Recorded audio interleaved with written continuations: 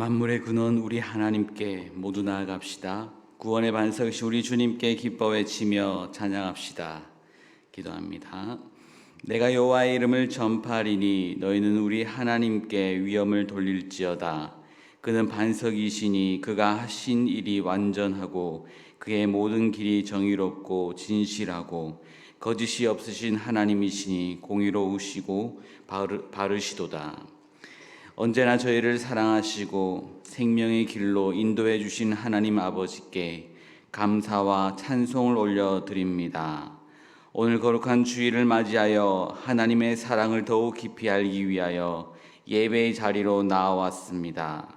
진리의 말씀과 성령님의 인도하심을 따라 생명의 길을 걸어가기 원합니다. 세상의 모든 걱정과 근심을 내려놓게 하시고 기쁨과 평안으로 삼일째 하나님께만 온전히 영광을 돌리는 예배가 되게 하여 주옵소서. 우리 주님 예수 그리스도의 이름으로 기원하옵나이다. 아멘.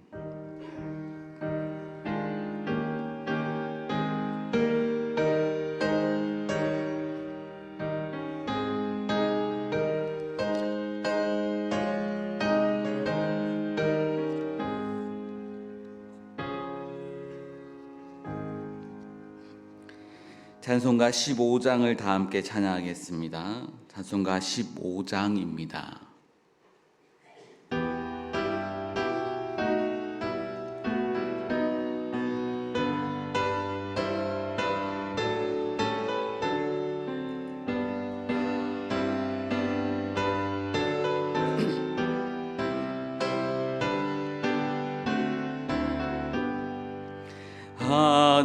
하나님의 크신 사랑 하늘에서 내리사 우리 맘에 항상 계셔 온전하게 하소서. 우리 주는 자비하사 사랑 무한하시니 두려워서 떠는 자를 구원하여 주소서. 걱정 근심 많은 자를 성령 감화하시며 복과 은혜 사랑받아 평안하게 하소서. 처음과 끝이 되신 주님 항상 인도하셔서 마귀 유혹 받는 것을 속히 끊게 하소서. 전능하신 아버지여 주의 능력 주시고 우리 맘에 임하셔서 떠나가지 마소서. 주께 영광 항상 돌려 천사처럼 섬기며 주의 사랑 영영토록 찬송하게 하소서.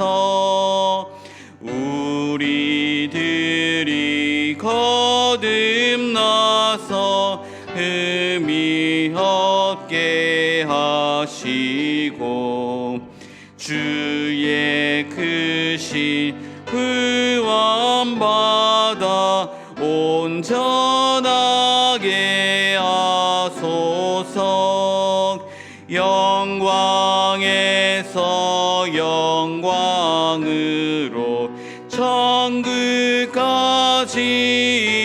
이르러 크신 사랑 감격하여 경배하게 하소서.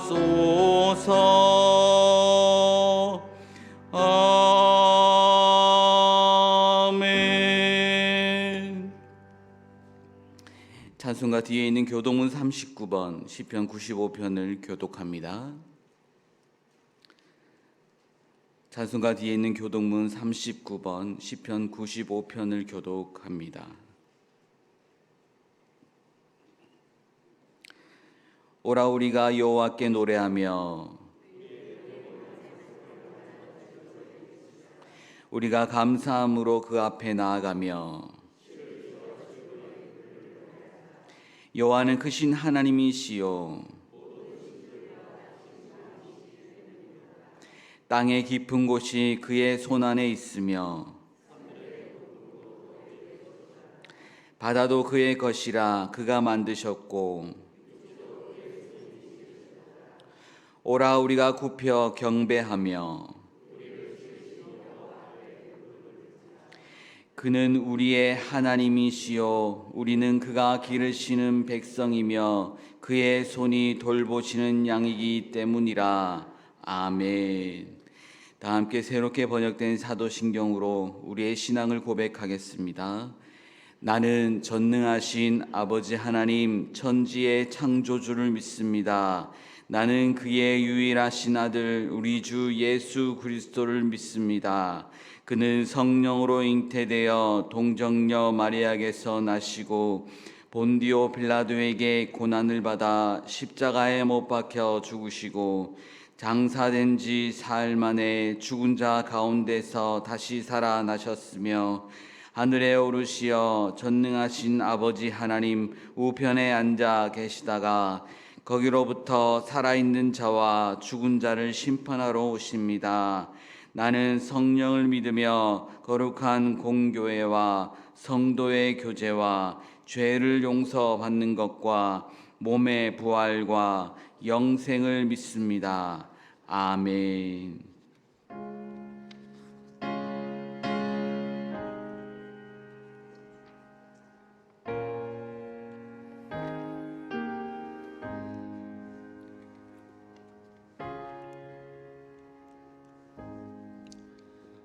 저희를 붙드시고 사랑하여 주시는 하나님, 저희의 목자가 되셔서 저희를 언제나 인도하여 주심을 감사합니다. 하나님의 간섭하심과 사랑으로 지켜주시고 거룩한 6월 첫 주일을 허락하시어 함께 모여 예배할 수 있게 하심을 감사드립니다. 예배함이 우리에게 큰 기쁨이요 참 행복임을 고백합니다. 하나님의 도우심과 사랑을 마음껏 찬양하는 복된 시간이 되게 하여 주옵소서. 6월의 첫 주일입니다. 하나님의 선하신 사랑으로 말미암아 새로운 달을 맞이하게 되었습니다. 모든 것이 하나님의 은혜요 사랑이지만 세월의 흐름 속에 하나님의 뜻을 거스를 때가 많았음을 고백합니다. 세상과 타협하며 세상이 주는 쾌락만을 따랐던 저희들을 주의 보혈과 성령의 새롭게 하심으로 깨끗하게 씻어 주옵소서. 묵은 때를 벗어버리고 순결하고 깨끗한 마음을 갖게 하시며 나태하고 게으른 마음을 버리고 열심과 열정을 회복하게 하옵소서. 연약한 저희의 심령을 강하게 하사 분주한 일상 속에서도 우리가 감당해야 할 일들이 무엇인지 기억하게 하시고 주님의 말씀에 집중하며 날마다 주님을 의지하고 살아가게 하옵소서. 어떠한 상황 속에서도 늘 주님을 찬양하며 살아감이 우리의 본분임을 기억하게 하시고 하나님이 기뻐하시는 대로 살아가는 복된 저희들이 되게 하여 주옵소서. 주님의 피값으로 세우신 몸된 교회를 위하여 기도합니다. 그동안 하나님의 은혜와 사랑으로 우리 교회가 부흥되고 성장하게 하심을 감사합니다. 우리 교회가 세상 속에서 꼭 필요한 교회가 되기를 소망합니다. 빛을 잃어가는 시대에 빛을 발하는 등대와 같은 교회가 되게 하옵소서. 죽어가는 영혼들을 위하여 더욱 기도에 힘쓰고 하나님의 사랑을 전하기에 부족함이 없는 교회가 되게 하옵소서. 모든 기관이 하나 되어 합력하여 선을 이루는 믿음의 공동체가 되게 하여 주옵소서.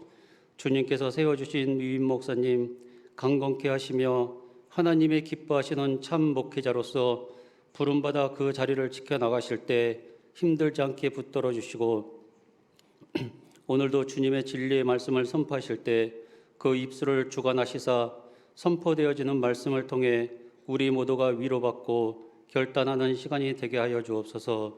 목사님의 사역 위에도 기름 부어 주셔서 아름다운 열매가 많이 맺힐 수 있도록 주님 주관하여 주셔서 말씀의 놀라운 은혜가 이 시간 임하게 하옵소서. 이 시간 성령의 임재가 가득하여 우리의 심령이 뜨겁게 일어나게 하여 주옵소서. 하나님의 이름을 위하여 성실과 열심히 헌신하는 손길들의 수고가 하나도 땅에 떨어지지 않고 수고한 대로 복을 얻게 하옵소서. 우리의 기도를 들으시며 응답하시는 예수 그리스도의 이름으로 기도드립니다. 아멘.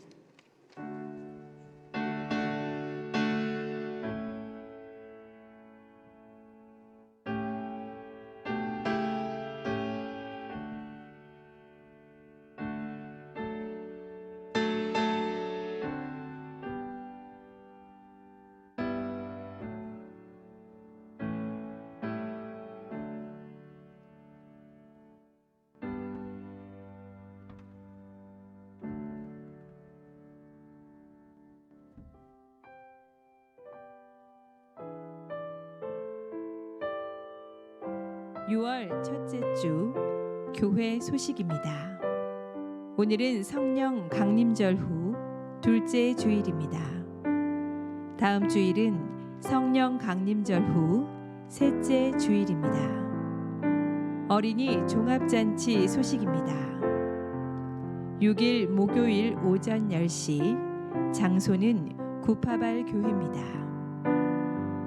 여름 성경학교 강습회가 8일 토요일 오전 9시부터 오후 4시 30분까지, 장소는 광릉내 교회에서 진행됩니다. 중고등부 교사 세미나 소식입니다. 15일 토요일 오전 9시 30분부터 오후 4시까지며, 장소는 한마음 교회입니다. 교회학교 여름 성경학교 및 수련회 일정이 나왔습니다. 주보를 참고해 주시기 바랍니다. 성도 여러분의 적극적인 기도와 관심 부탁드립니다. 주일 점심 식사 배식 및 봉사 담당 소식입니다. 이번 주는 신창 1구역에서 섬겨주시며, 다음 주는 동부 1-4B 구역에서 섬겨주시겠습니다. 이번 주 주방 섬김이로는 임미수, 권오숙, 이현숙, 허숙범, 남종옥 권사님께서 섬겨주시며, 다음 주는 이옥분, 지미화, 신혜란, 박신자, 문정래 권사님께서 섬겨주시겠습니다. 딸의 혼인을 축하해 주셔서 감사한 마음으로 허석 집사님과 지미화 권사님 가정에서 식사와 꽃꽂이 찬조를 해주셨습니다. 범사에 감사한 마음으로 박근모 집사와 최서희 집사님 가정에서 박인성, 박지성, 박예성, 박혜성 형제가 꽃꽂이 찬조를 해주었습니다. 이상으로 교회 소식을 마칩니다. 광릉내 교회 성도 여러분, 힘내세요. 주님께서 하십니다. 찬송가 369장을 다 함께 찬양하겠습니다. 찬송가 369장입니다.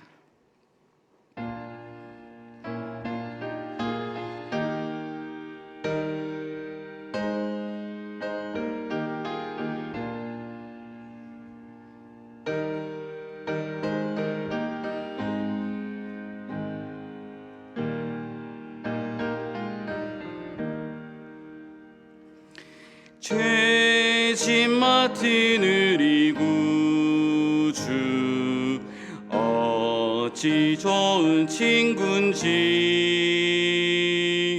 걱정 근심 무거운 짐 우리 주께 맡기세. 주 주께 고함 없는 고로 복을 받지 못하는 사람들이 어찌하여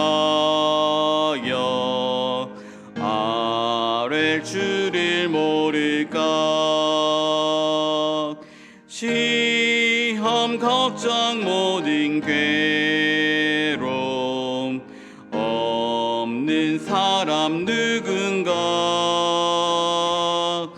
부질없이 낙심 말고 기도드려 아뢰세.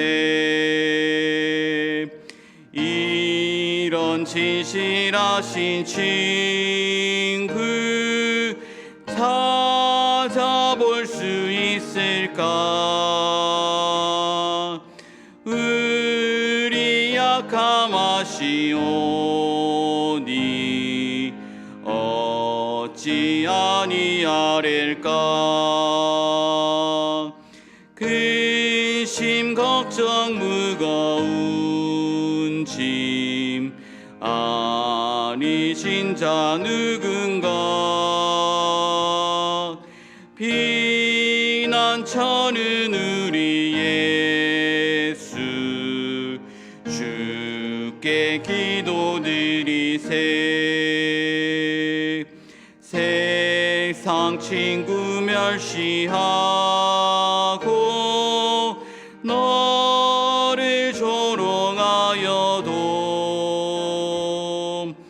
예수 품에 안기어서 참된 위로 받겠네. 아멘. 오늘 우리에게 주신 하나님의 말씀은 고린도전서 1장 10절에서 17절의 말씀입니다. 고린도전서 1장 10절에서 17절의 말씀 신약성경 263쪽에 있습니다.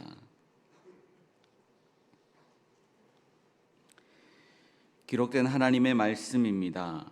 형제들아, 내가 우리 주 예수 그리스도의 이름으로 너희를 권하노니 모두가 같은 말을 하고 너희 가운데 분쟁이 없이 같은 마음과 같은 뜻으로 온전히 합하라. 내 형제들아, 글로의 지편으로 너희에 대한 말이 내게 들리니 곧 너희 가운데 분쟁이 있다는 것이라. 내가 이것을 말하거니와 너희가 각각 이르되 나는 바울에게, 나는 아볼로에게, 나는 게바에게, 나는 그리스도에게 속한 자라 한다는 것이니 그리스도께서 어찌 나뉘었느냐. 바울이 너희를 위하여 십자가에 못 박혔으며 바울의 이름으로 너희가 세례를 받았느냐. 나는 그리스도와 가이오 외에는 너희 중 아무에게도 내가 세례를 베풀지 아니한 것을 감사하노니 이는 아무도 나의 이름으로 세례를 받았다 말하지 못하게 하려 함이라. 내가 또한 스데바나 집 사람에게 세례를 베풀었고 그 외에는 다른 누구에게 세례를 베풀었는지 알지 못하노라. 함께 읽겠습니다. 그리스도께서 나를 보내심은 세례를 베풀게 하려 하심이 아니요 오직 복음을 전하게 하려 함이로되 말의 지혜로 하지 아니함은 그리스도의 십자가가 헛되지 않게 하려 함이라. 아멘.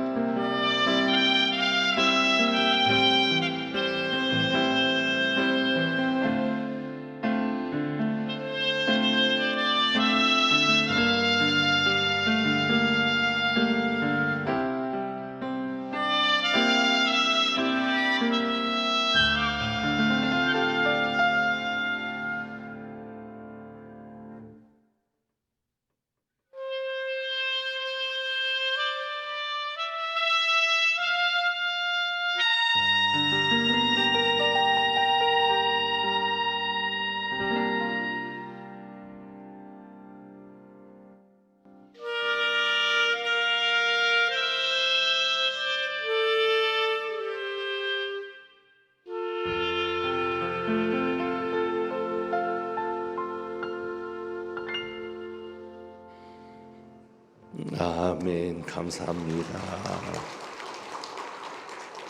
기도하겠습니다. 하나님 아버지 감사합니다.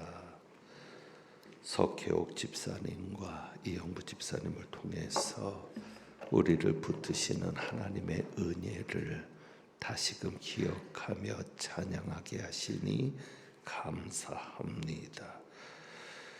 지도하느라 수고한 신일섭 성도님까지 오늘 주님 앞에 기쁨이 된 귀한 종들을 기억하시고 가정에도 복을 내리시며 더욱더 하나님의 은혜를 경험하는 복된 삶이 되게 하옵소서. 이제 말씀 듣습니다. 성령님께서 온전히 역사하여 주옵소서. 우리 주님 예수 그리스도의 이름으로 기도합니다. 아멘.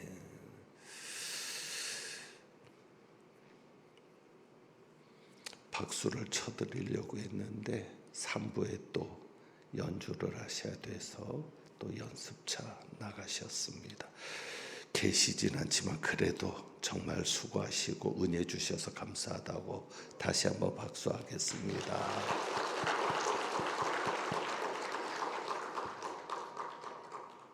저는 임미성 권사님 바이올린도 같이 할 줄 알았는데 계셔서 기대했는데 6월부터는 고린도 전서 말씀을 우리가 묵상을 합니다.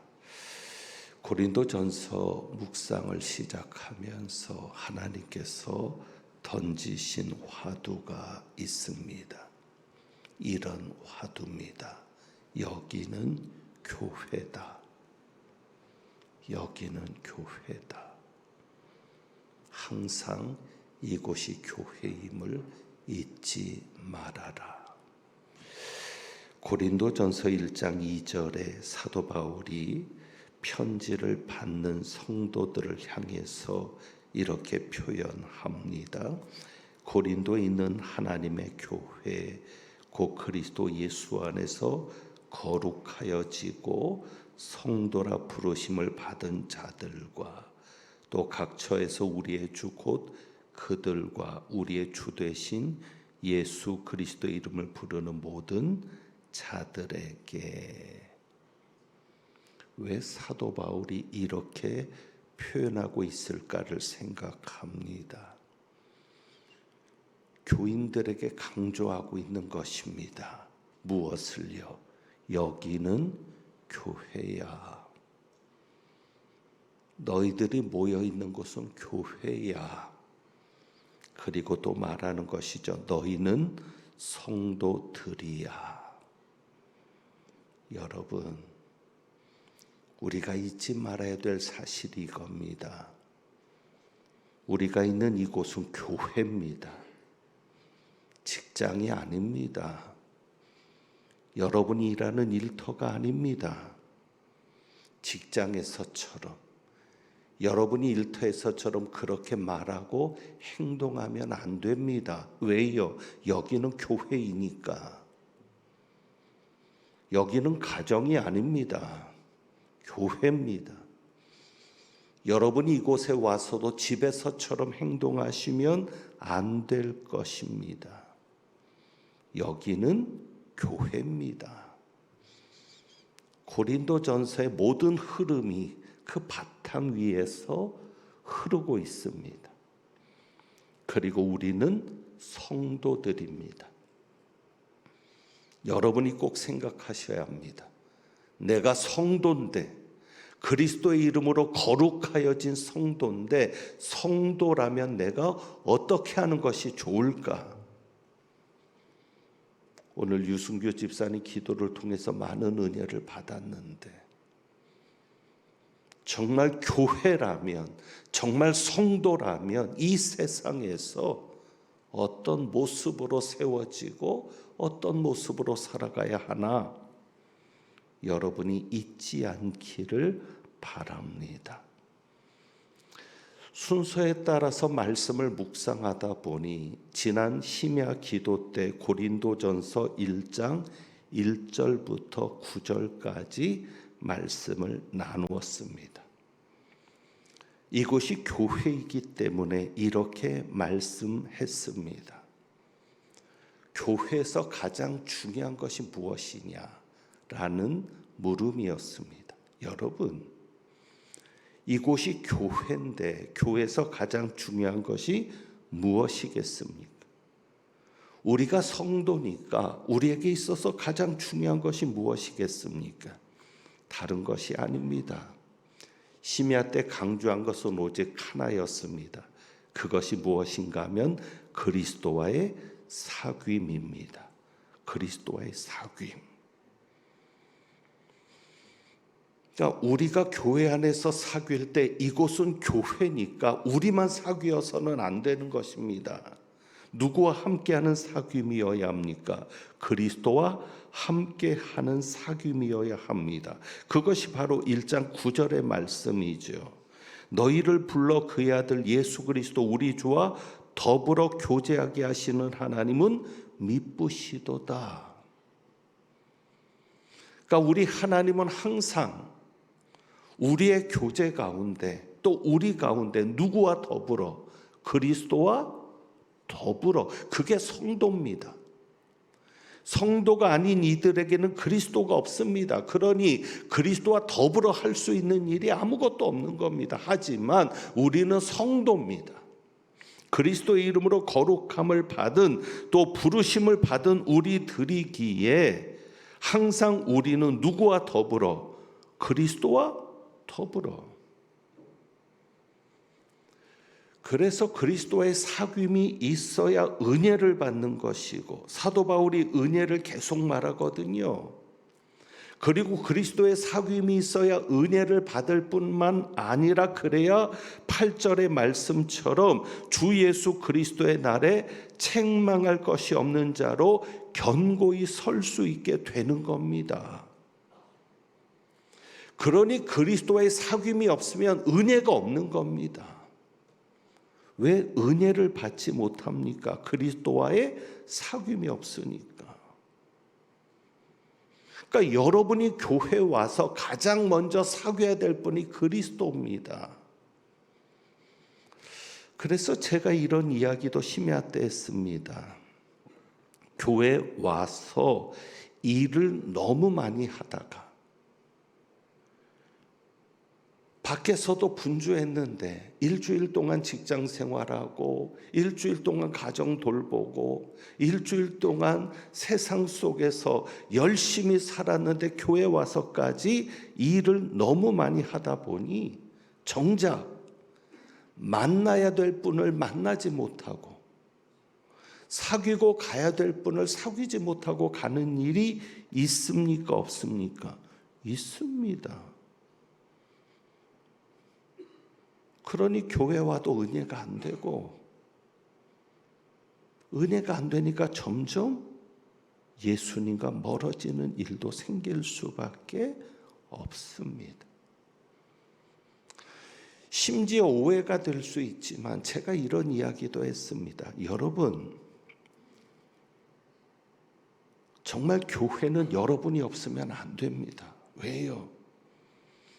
오늘 주일만 해도 이 예배를 돕고 교회가 건강하게 유지되도록 돕는 많은 일꾼들이 있습니다.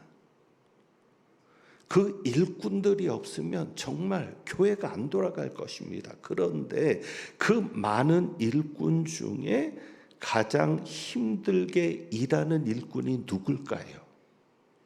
오해 없으시기 바랍니다. 이것은 제 기준입니다. 교회 안에 여러 봉사하는 이들이 있는데 가장 힘든 봉사자들이 누구겠습니까? 오늘 주부에도 나왔는데 이제 여름 행사들을 앞두고 있죠. 가장 누가 힘들까요? 교사들입니다. 그러니까 항상 교회 학교는 교사가 부족합니다. 교사를 하실 수 있는 분들까지도 교회 학교 교사를 하지 않고 다른 부서에서 봉사하십니다. 왜? 힘드니까. 그러니까 항상 교회 학교는 교사가 부족한 거예요. 그런데 저는 교회 일 중에서 가장 힘든 게 교사 일이라고 여기기 때문에 심야 기도 때 이렇게 얘기했습니다. 오해가 될 수도 있을지 모르지만 그만큼 제가 교사가 힘들다는 것을 아니까 이렇게 얘기했어요. 교사할 분이 없어서 교회 학교 문을 닫아도 좋습니다. 교사할 분이 없어서 교회 학교 문을 닫아도 좋습니다. 여러분, 이것이 교회 학교와 교사를 무시하는 발언이겠습니까? 아닙니다. 힘들면 쉬시라는 거예요. 왜? 누가 중요하니까? 그리스도와의 사귐이 중요하니까. 우리가 교회 일을 하면서 그리스도와 더불어 하지 않는 교회 일은 교회 일이 아닙니다. 그러니 교회 일을 해도 은혜가 없는 거예요. 힘든 거예요. 그래서 여러분, 예수님과의 사귐이 먼저고 그 예수님과의 사귐을 일 때문에, 그것은 교회일 뿐만 아니라 여러분이 하는 사업도 마찬가지고 직장 생활도 마찬가지고 학교 공부도 마찬가지고 그 일 때문에 예수님과의 사귐을 놓치는 일이 없기를 바랍니다. 그래서 그리스도의 교제가 가장 먼저라는 것을 강조했던 것이 바로 심야 기도 때의 언급입니다. 그래서 다시 한번 말씀드립니다. 여러분, 예수 그리스도의 사귐을 놓치면 안 됩니다. 우리 앞에 일이 보입니다. 해야 할 일들이 보이죠. 우리 앞에 사람이 보입니다. 나를 힘들게 하는 사람도 보입니다. 그러나 일과 사람이 보여도 누가 함께 보인다면, 예수님이 함께 보인다면 능히 이길 수 있습니다. 그래서 우리 하나님은 어떤 하나님이세요? 9절을 다시 한번 볼까요? 너희를 불러 그의 아들 예수 그리스도 우리 주와 더불어 교제하게 하시는 하나님. 그러니까 하나님께서 우리를 불러, 하나님께서 부르신 목적이 뭐예요? 그리스도와 교제하게 하려고. 이걸 놓치면 안 되는 것이죠. 그러니까 우리 하나님은 우리를 부르셨는데 그 부르심이 뭐예요? 그의 아들, 하나님의 아들이신 예수 그리스도 우리 주와 더불어 교제하게 하시려고. 그래서 우리가 예수님과 더불어 해야 하는 것이죠. 사도 요한도 이것을 강조했습니다. 요한일서 1장 3절에 보면 사랑을 이야기하잖아요.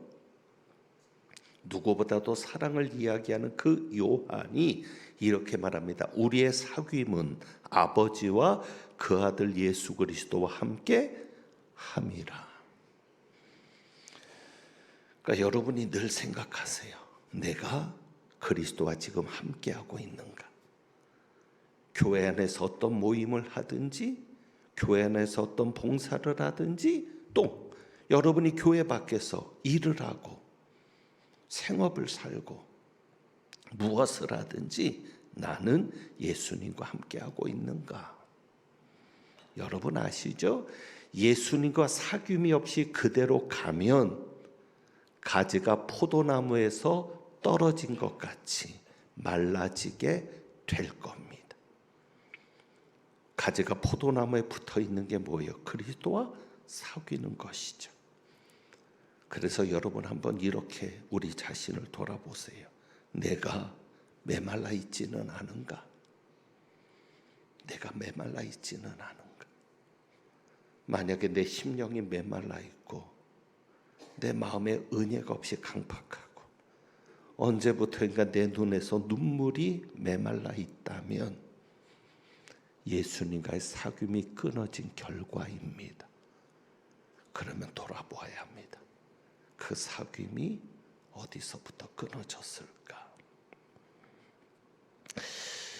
벌써 시간이 꽤 됐는데 오늘 말씀의 제목이 강점이 약점이 되는 이유입니다. 우리에게는 누구나 다 약점이 있습니다. 제게도 약점이 있죠. 그래서 우리의 목표는 뭐냐면 우리의 약점을 강점으로 바꾸는 게 목표입니다. 그래서 우리의 약점이 강점이 될 수 있다면 성공할 수 있습니다. 그런데 반대로 우리의 강점이 약점이 되면 어떨까요? 여러분에게 그게 강점이었습니다. 그런데 언제부터인가 그 강점이 약점이 되는 겁니다. 그러면 결과론적으로는 어떻게 돼요? 실패하는 겁니다. 고린도 교회가 그랬습니다. 고린도 교회 오늘 1장의 말씀에 보면 고린도 교회 교인들이 가진 강점이 나옵니다. 강한 점, 장점. 그런데 그 강점이 약점이 되었습니다. 자, 우선 그렇다면 고린도 교회 교인들이 가진 강점이 무엇인가? 교회들마다 특성이 있는데 고린도 교회가 가지고 있는 강점은 무엇이었을까를 생각해 봅니다. 우선 그 배경을 알기 위해서 고린도 교회가 세워진 고린도라는 곳이 어떤 곳인지를 여러분이 대략 알면 좋겠습니다. 그러니까 고린도 교회는 사도 바울이 두 번째 전도 여행에서 세운 교회입니다. 바울이 세운 교회 중에 가장 큰 교회가 되었습니다. 가장 큰 교회라는 것은 뭐예요? 가장 교인 수가 많은 교회가 되었습니다. 그래서 그런지 고린도에 보내는 편지도 깁니다. 그것도 2번이나 신약 성경에 수록되어 있습니다. 자, 그런데 이 고린도라는 도시는 정말 로마 제국의 주요 도시로서 가장 음란한 도시라고 해도 틀린 말이 아닐 정도로 심각한 윤리 도덕의 수준이었습니다. 그러니까 다양한 문화와 다양한 종교가 통합되어 있는 도시였는데 무엇보다도 음란한 도시였다라는 것이 고린도의 특성입니다. 그래서 그 영향 때문인지 고린도 교회에는 사도 바울로부터 책망받은 문제들 중에 음란 문제가 있었습니다. 그러니까 아프로디테라는 여신이 그 여신을 숭배하기 위해 세운 신전이 있는데 그 신전에 1000여 명의 여사제가 있었습니다. 그러니까 이 시대에 우상을 섬기는 것은 구약도 마찬가지지만 단순히 우상을 섬기는 게 아니라 그 우상을 섬기는 여사제들이 있는 겁니다. 그래서 그 우상을 섬기는 신전에 가서 그 신에게 제사를 지내는 행위가 성창이라고 표현하기도 그런데 거룩한 창이죠. 그러니까 국가가 인정하는 공식적인 음란한 행위를 할 수 있는 곳이 우상의 신전입니다. 그러니 고린도는 그 어느 도시보다도 음란한 도시였고 그 도시에서 예수를 믿게 된 교인들이 어떤 영향권 속에서 살았는지를 여러분들이 생각하실 수 있습니다.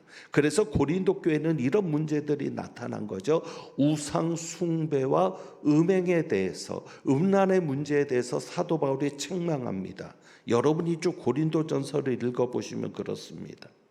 세상 법정에 송사하는 일도 많았습니다.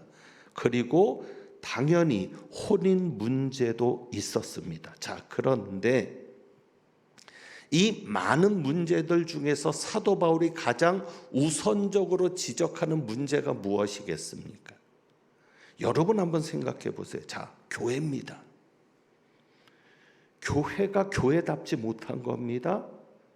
그래서 사도 바울이 교회 문제점을 지적할 때 여러분이 생각할 때는 교회에 문제가 있다면 어떤 문제가 가장 큰 문제라고 여겨지십니까? 우리가 생각할 때는 우상 숭배가 가장 큰 문제 아닐까? 교회 안에서? 그렇죠. 또 교회 안에서 음행이 있다? 교인들끼리 음란하다?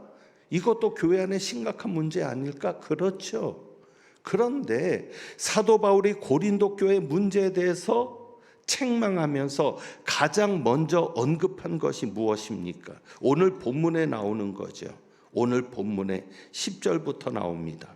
10절, 너희 가운데 분쟁이 없이 같은 마음과 같은 뜻으로 온전히 합하라. 내 형제들아, 근로의 집 편으로 너희에 대한 말이 내게 들리는데 곧 너희 가운데 무엇이 있다는 것이라.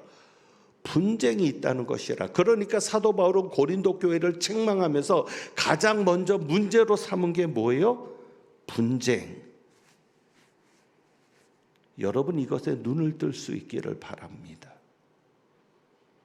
교회에서 가장 심각하게 다루어져야 될 문제가 뭐예요? 분쟁. 왜요? 분쟁은 교회를 파괴하는 일입니다. 분쟁은 교회를 무너뜨리는 일입니다. 그래서 고린도전서 12장에서 보면 예수 그리스도가 한 몸이라고 말씀하거든요. 그리고 우리는 지체라고 이야기를 합니다. 그러니까 교회가 분쟁이 있다는 것은 뭐예요? 그리스도가 나뉘었다는 거죠. 그래서 사도 바울도 그 이야기를 오늘 읽은 본문에서 말하고 있습니다. 이렇게 말하고 있죠. 13절에 그리스도께서 어찌 나뉘었느냐. 그러니까 교회 안에 파당이 생기는 거예요. 어떤 파당이요? 나는 바울파야, 나는 아볼로파야, 나는 게바파야. 게바는 베드로죠. 나는 그리스도파야. 그러니까 사도 바울이 말하는 거예요. 그리스도가 어찌 나뉘었느냐. 왜? 고린도전서 12장에서 그리스도가 한 몸이라고 했거든요. 그러니까 우리가 한 몸이라는 것이고, 그래서 고린도전서 12장 25절에는 몸 가운데 분쟁이 없고 오직 여러 지체가 서로 돌보게 하셨다라고 말을 합니다. 그러니까 우리가 그리스도의 몸이고요. 그리고 그리스도의 몸을 나눌 수 있다 없다? 없다. 그러니 교회에서 가장 심각하게 바울이 본 것은 무엇입니까? 분쟁입니다. 여러분, 그런데 왜 고린도 교회가 이렇게 분쟁이 심하게 되었을까요? 그것은 고린도 교회가 가진 강점 때문이었습니다. 자, 여기 보면 오늘 사도 바울의 말 속에도 그것이 잘 드러나는데 우리 한번 보겠습니다. 5절입니다. 고린도전서 1장 5절.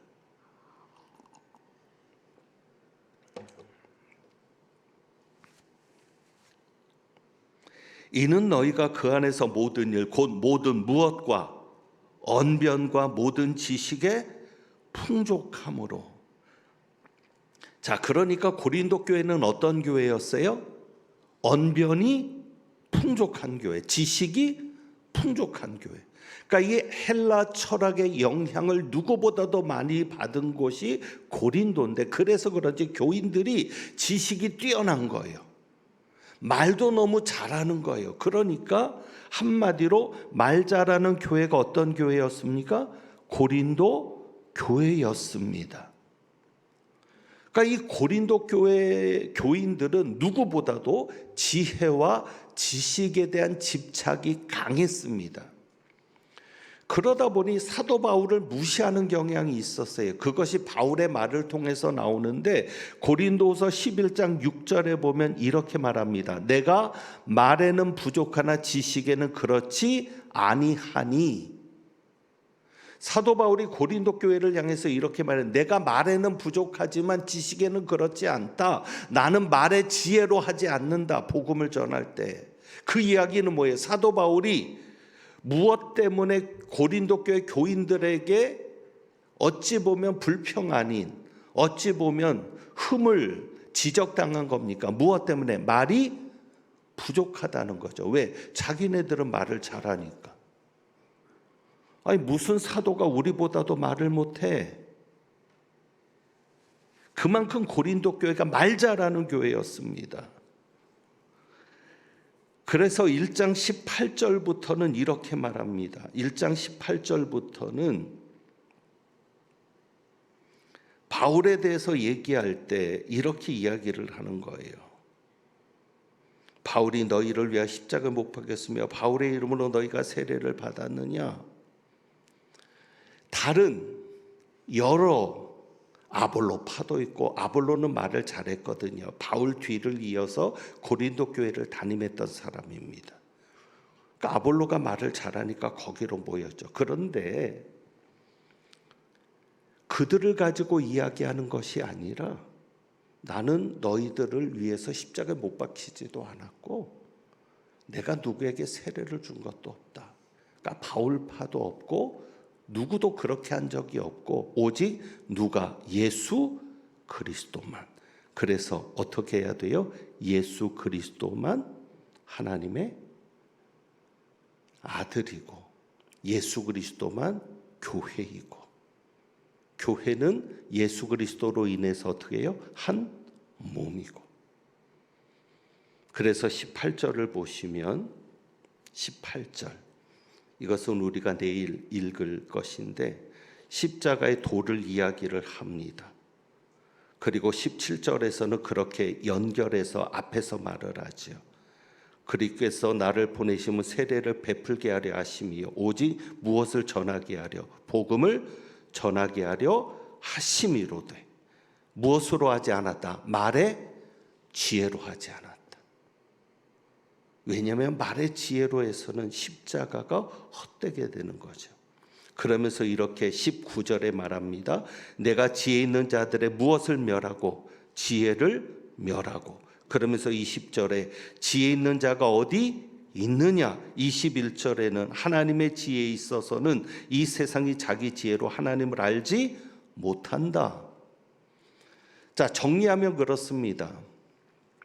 제가 지금 시간을 조정하느라고 중간에 많은 것들을 걷어내다 보니까 제 스스로도 이거 연결이 좀 안 되는데 하는 느낌이 있는데 정리하면 이렇습니다.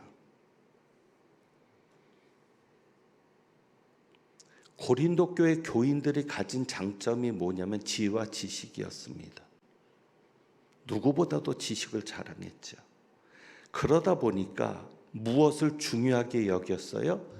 말 잘하는 것을 중요하게 여겼어요. 그 자기들이 가진 지식을 잘 표현하고 자기들이 가진 지혜를 잘 표현하는. 그래서 무엇을 자랑합니까? 말의 지혜를 자랑합니다. 그러다 보니 이런 일이 생겨요. 자, 28절.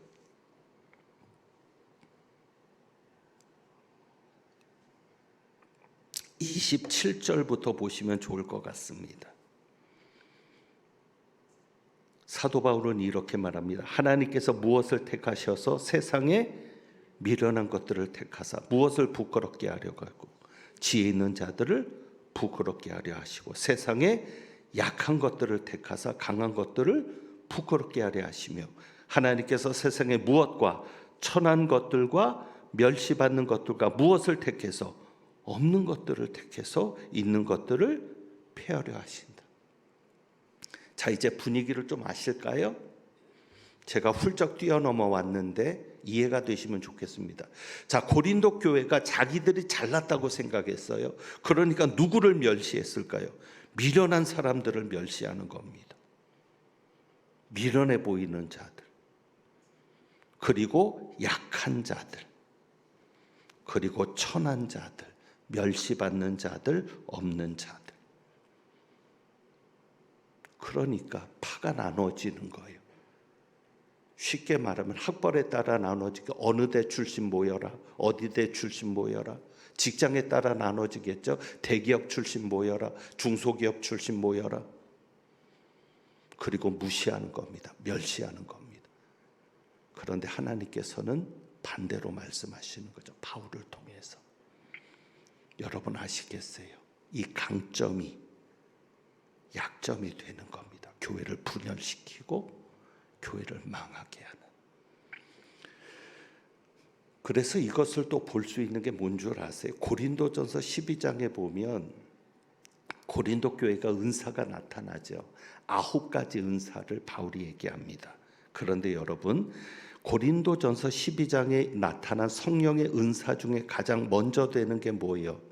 가장 먼저 나온 게 8절에 보면 2가지입니다. 하나는 성령으로 말미암아 지혜의 말씀을, 또 성령으로 말미암아 지식의 말씀을. 왜 지혜와 지식의 말씀을 가장 먼저 언급할까? 사도 바울은 이것을 이야기하고 싶은 거예요. 지혜와 지식은 성령께서 주시는 거야. 너희들이 인간적으로 가진 지혜와 지식은 그것은 하나님이 부끄럽게 하실 수 있어. 성령께서 주시는 거야. 자, 그럼 이제 정리하고 마무리를 해야 되겠습니다. 제가 고민을 해서 이거를 둘로 나눠서 이 짧은 시간에 다음 주에 이어갈까? 근데 분량을 보니까 다음 주에 이어가기는 안 되는 분량이고 빨리 정리하겠습니다. 결국 고린도 교회가 자기들이 가진 지혜와 지식이 교회를 분열시키고 망하게 하는 이유가 된 게 무엇입니까? 앞에서 말했던 거죠. 그리스도와의 교제가 없기 때문에. 그리스도와 더불어 하는 교제가 없었기 때문입니다. 그래서 처음에는 그들의 언변과 지식의 풍족함이 그리스도의 증거가 견고하게 되는 이유가 되었는데, 그래서 은사를 얘기하면서 고린도전서 12장의 분열에 대한 것을 사도 바울이 말하는 겁니다. 이제 정리합니다. 여러분, 그리스도와의 사귐이 있어야 합니다.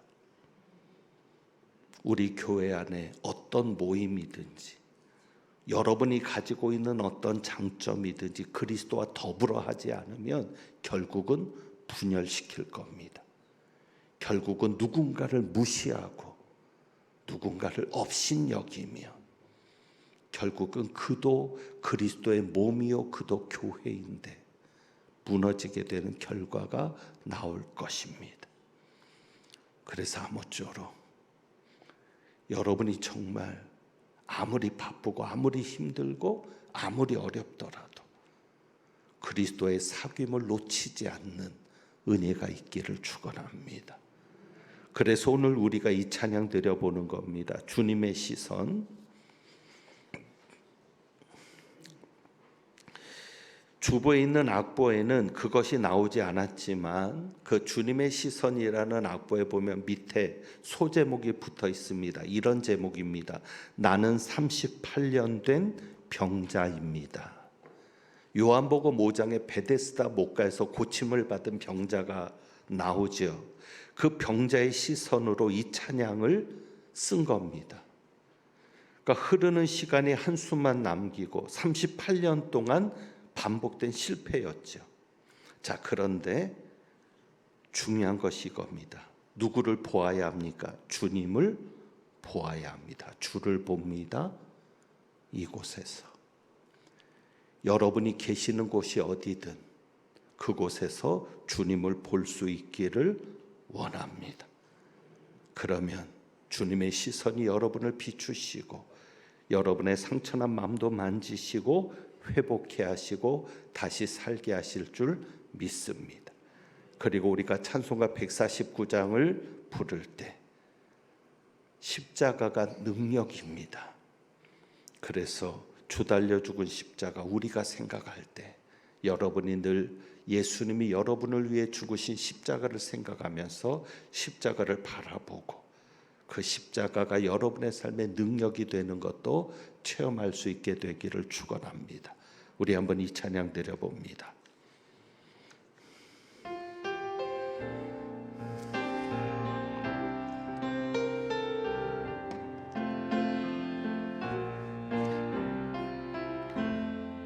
흐르는 시간이 한숨만 남기고 반복된 실패 속 지쳐갈 때 내 맘의 소망이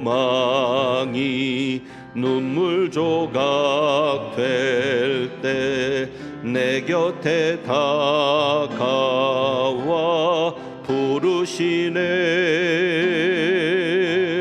주님의 시선 나를 비추시고 상처난 내 맘 만지시네.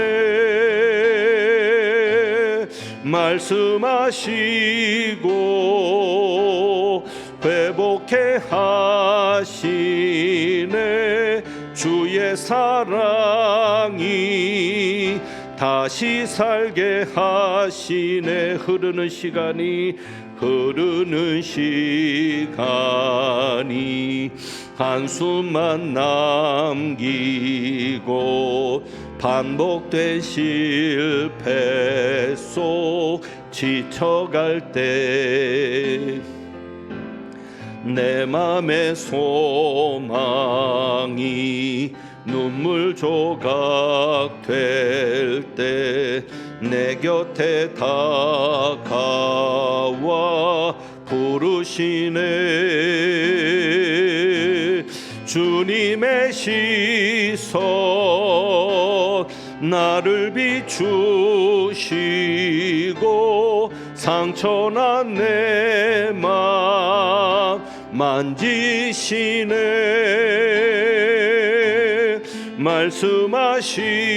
말씀하시고 회복해 하시네. 주의 사랑이 다시 살게 하시네. 주를 봅니다.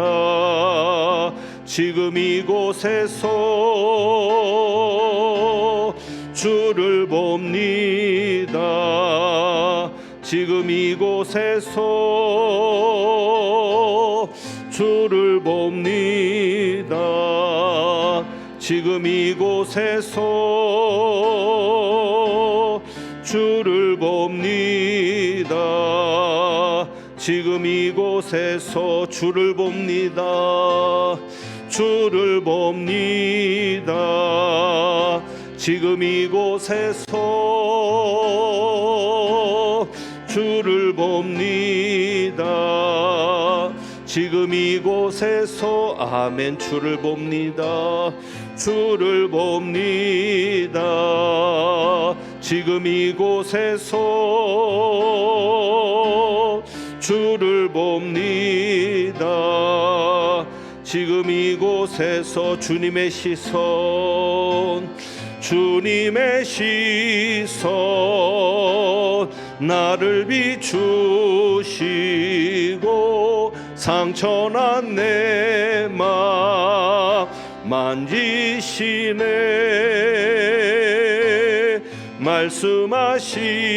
말씀하시고 회복해 하시네.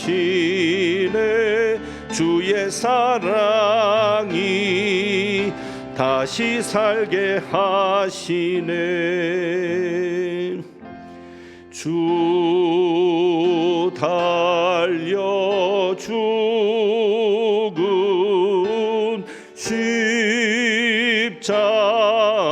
십자가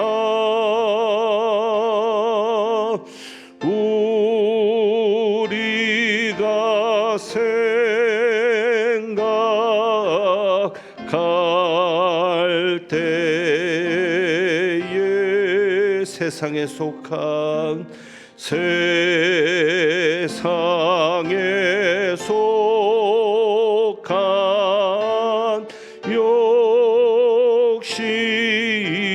욕심을 헛된 줄 알고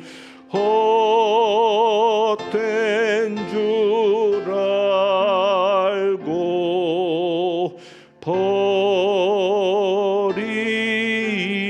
버리네. 기도합니다. 하나님 아버지,